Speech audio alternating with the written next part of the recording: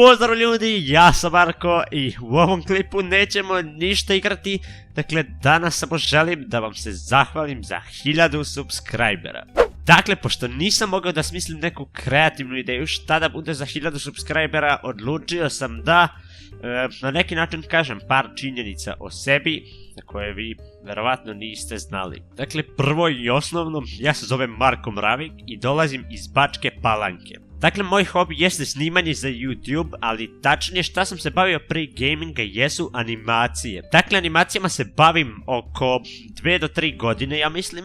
Da, tako nešto. I ako ne znate, imam druga 2 kanala koja se bave animacijama. Link imate u opisu. Dakle, što se treninga tiče, bukvalno ne treniram ništa. Sedim cijel dan na kompjuteru i trujem se. Da, također moram da spomenem da mi uskoro dolazi novi mikrofon. Dakle, kvalitet će biti još bolji, još jači.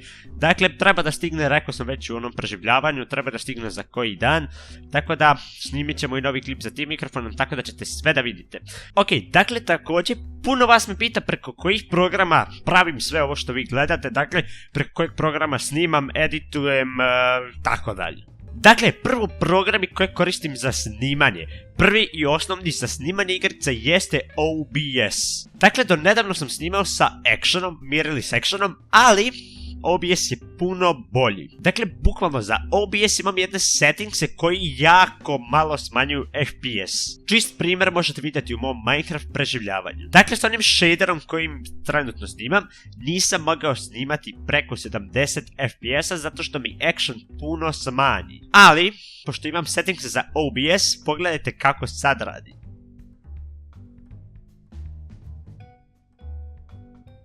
Ok, dakle, drugi program koji koristim za snimanje zvuka jeste Audacity.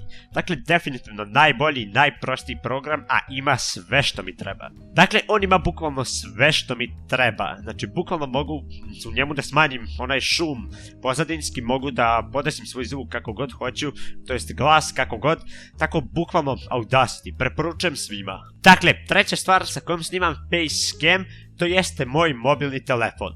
Ili vam ga smartphone, kako hoćete. Dakle, koji telefon koristim, to je Alcatel One Touch Pixi 4.6. Ako ne znate koji je to telefon, pogledajte na internetu, stvarno ekstra telefon. Ok, dakle, došli smo malo na edit, dakle, preko kojeg programa editujem. Ja sam do pre par mjeseci sve editovao u Vegasu, ali sam prešao na Premiere.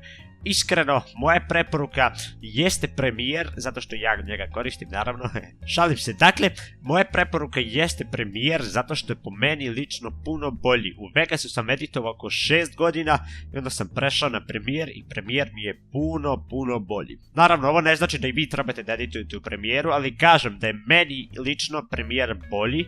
Naravno, možete i u Vegasu, Vegas je isto stvarno ekstra program.